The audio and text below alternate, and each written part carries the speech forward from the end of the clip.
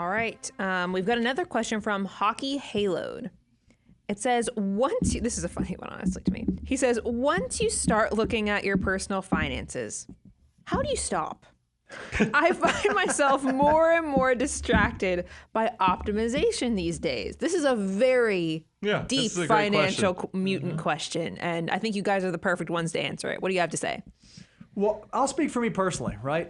One of the things that I do, Hockey, is I do an annual net worth statement. And when I say annual, I mean literally one time a year I do my net worth statement. It's always on 12/31 or thereabouts at the end of the year.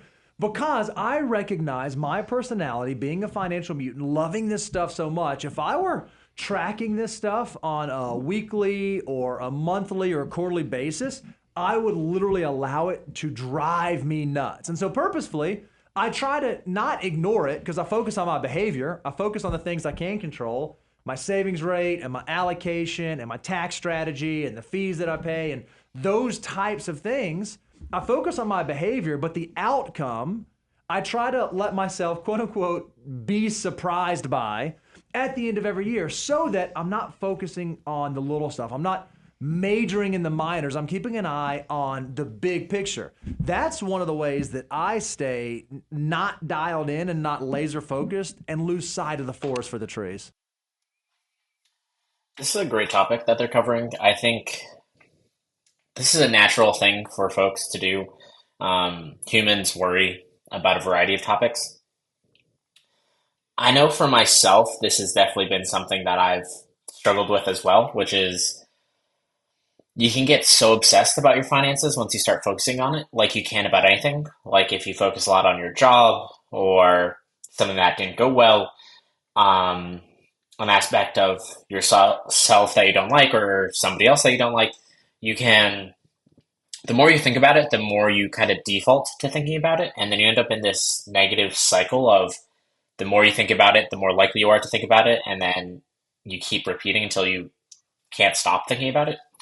And this is definitely a tough scenario. They kind of jump to a couple things here. So I think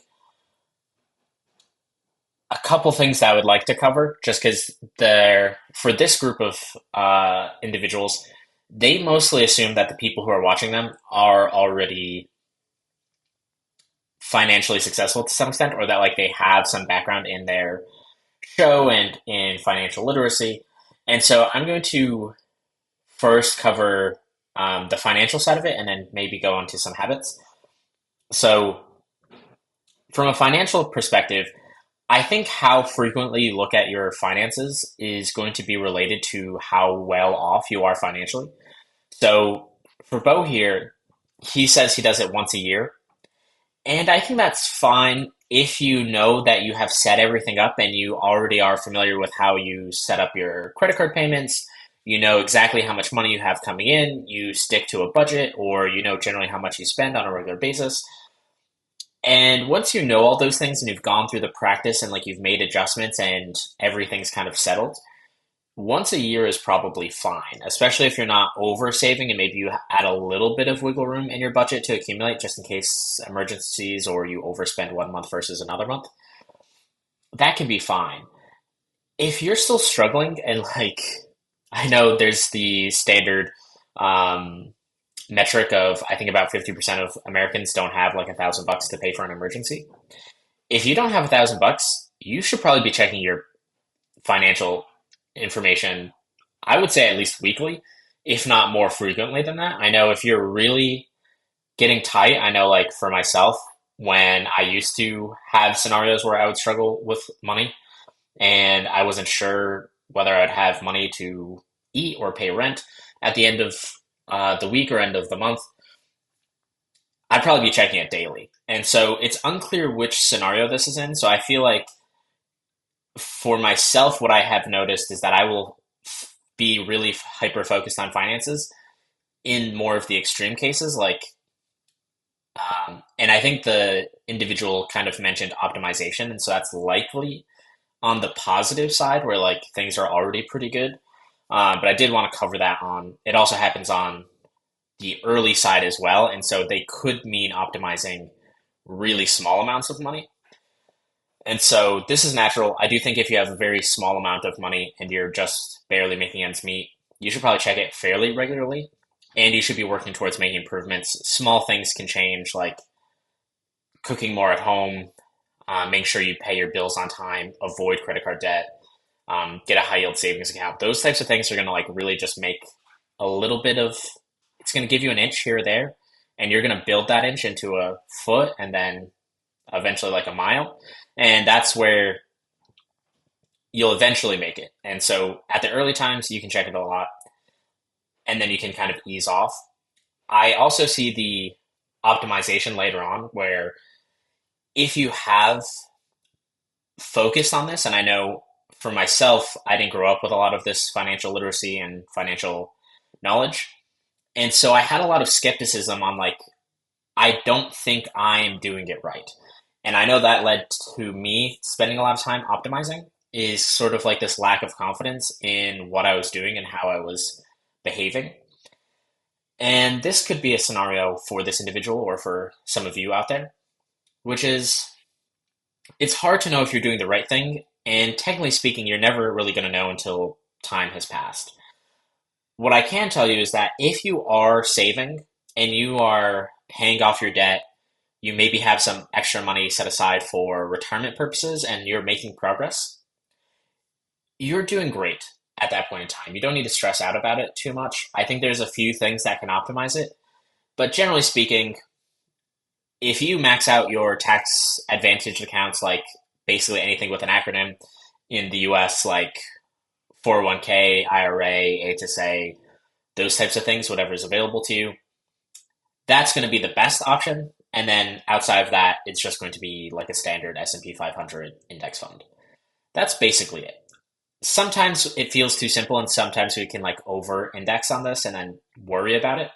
But that's really as good as it's going to get. There might be some other variations where you could get lucky with like Bitcoin or something, or maybe you're thinking about it since you know somebody who made it big with Bitcoin or real estate or something like that.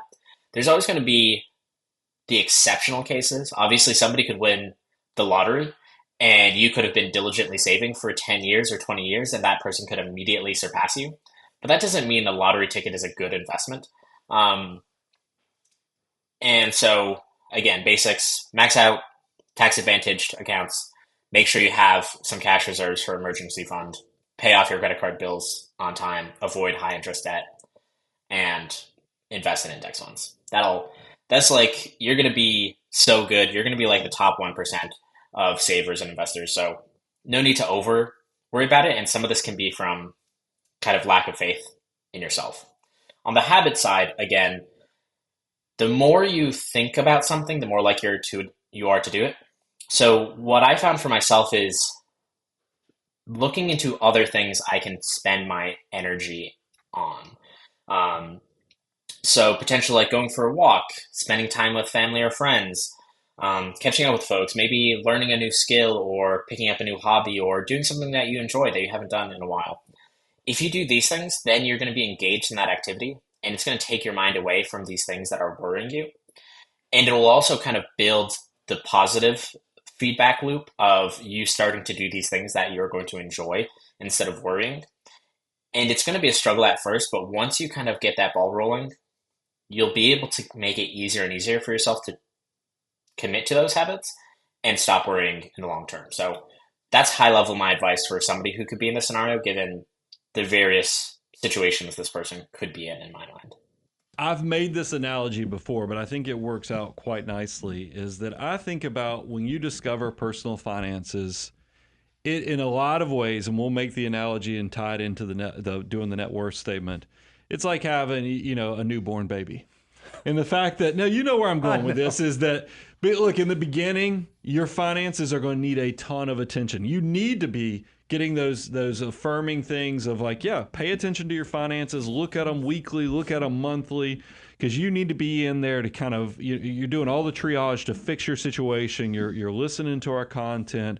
You're going through the financial order of operations. You're trying to absorb as much information that you possibly can. I think that's completely healthy. Plus, because I remember for me, when I first discovered, I still remember in the mid-90s when I got the Millionaire Next Door, the Wealthy Barber, And I was like, holy cow, I feel like somebody has just opened up my brain and shown me the path. And I'm hoping that's what Millionaire Mission and the Money Guy Show, we're doing that for you guys too. So I want you to be energized and excited. And I want you, because you're, like you said, you're in that infant stage where you can't stand on your own yet. You need a lot of attention. But you will notice if you start making the right steps, you start learning the right things, you start automating the process, there's going to be less and less you're actually adding value by tinkering. And that's why I do think you graduate from updating your net worth statement and doing things within your personal finances weekly to maybe it turns into monthly and then it turns into quarterly. And then hopefully you get to a graduation point, kind of like where Bo is now, where you still need to be giving it attention, but you just don't have to do it as much because now your money and your army of dollar bills are then not only, feeding themselves and taking care of their personal hygiene on their own and bathing themselves. They're actually now graduating high school, going to college, and maybe once a year is still necessary so you can give them the old pep talk, your personal finances pep talk, but it should be doing everything on its own at that point because you automated the behavior. You focused on the good steps, and it allows you, that's why we gave you the financial order of operations and share all this, is because I'm hoping by the time you get to step 8 of the financial order of operations and you get to abundance goals and you start thinking about what is the why and how am I going to use this money, it's a much more mature and focused thing that from an abundance standpoint than when you're having to just think about your money as how it covers your bills, because that takes away your ability to focus on owning your time, focus on what the purpose, because you're just trying to survive and cover. And that's why I think it's perfectly fine, Hockey, to be hyper-focused on it in the beginning because you're trying to affirm those good behaviors and those habits. But just know thyself to where you can graduate to where it stays on the healthy side of things and you're not alienating your friends, your loved ones to the point that you're over-focused and not thinking about what money can and cannot do. I'm curious, Megan, can you do a poll for me? If I ask you for a poll, can you do it? I want to know, like, our audience, how frequently are they doing net worth statements? And let's do it like this. Do you do it annually, more frequently than annually, or what's a net worth statement, right? Because I think it's an interesting thing to see what our financial mutants do. The other thing, as you were talking, Brian, because what Hockey said is I'm so focused on optimization. I've started paying attention. I'm so focused. You have to make sure is the juice worth the squeeze? The hassle factor. Is it? Because I was sitting here thinking, like high yield. Oh my! Right now I've got a high yield account paying 4.5%, but man, I saw another that was like 4.55. If you're spending a whole lot of time trying to go grab that, unless you're holding like an egregious amount of cash, I don't know if it's worth it. I put credit card rewards. Are you someone who every 2 weeks you're applying for a new credit card, you're rotating your categories? Well, when you actually look at the benefits you're receiving, is it worth it? Are you getting a ton of benefit for that? And then the third one I put was taxes. Are you someone who every time you're writing down the miles every time you get out of your car and you're tracking every single receipt for every single thing that you buy? Well, that can be valuable, and there's certainly some of that you have to do. Some of that. Well, I'm making the suggestion that if you're so laser focused on these like minuscule things, I would really ask myself, am I really optimizing, or is me trying to optimize actually causing me to be suboptimal? Because I am focusing on the little things that don't have big impact instead of the big things that have significant impact. As you were talking, that was what's kind of like ruminating through my mind. I think he brought up some good points here. I think one of the advantages, especially of doing something like index funds or having like a high yield savings account, is that a lot of this stuff gives you pretty good reward for very, very little effort. It is a little scary at the beginning. You do have to put some effort to get the capital to invest in these things or save in these things. But then after that, you basically take your hands off. And this could be another aspect that is hard to deal with as a human being, which is most other areas of our life, I would say almost exclusively every area, except for finances probably. The more you do, the better the result is. So if you're working out, the more you work out, the better the results. Learning or training, the more you learn, the more you train, the better your results. Maybe trying to work on your business or work at your job. Probably the more you work, the better the results. There are going to be a few exceptions to that rule of like obviously you shouldn't do it when you're tired or exhausted or sick or something like that. But for a general rule of thumb, I think that's accurate. But finances, that is not the case. There's actually been a number of evaluations and studies that show the longer you keep your money in the market or time in the market is more important than timing the market. And so this is something that also some of us feel like trying to do. Again, going back to like the lottery example, there's always going to be somebody who's winning big at some point. That's that's just a natural way of how life works, especially since gambling exists, since there's a variety of assets and different ways of spending your money.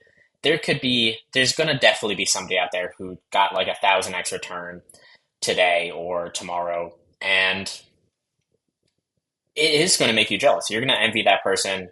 That's a fantastic thing. I hope everybody has an opportunity like that. But at the same time, trying to chase those things don't necessarily help. And in the timing the market aspect, if you try moving your money too much, you could lose time in the market.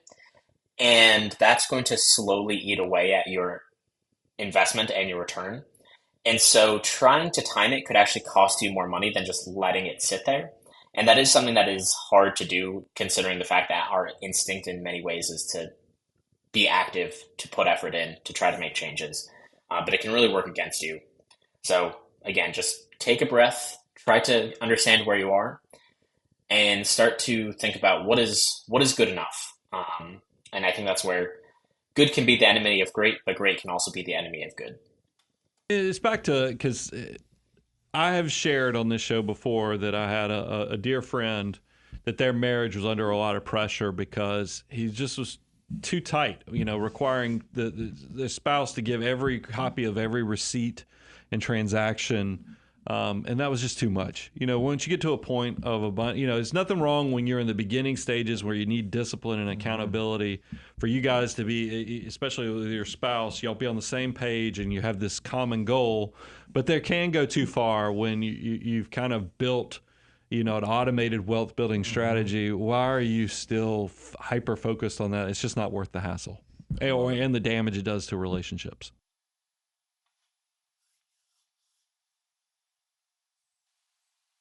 Thank you for watching. If you liked what you saw, please hit like or subscribe. I'll see you around.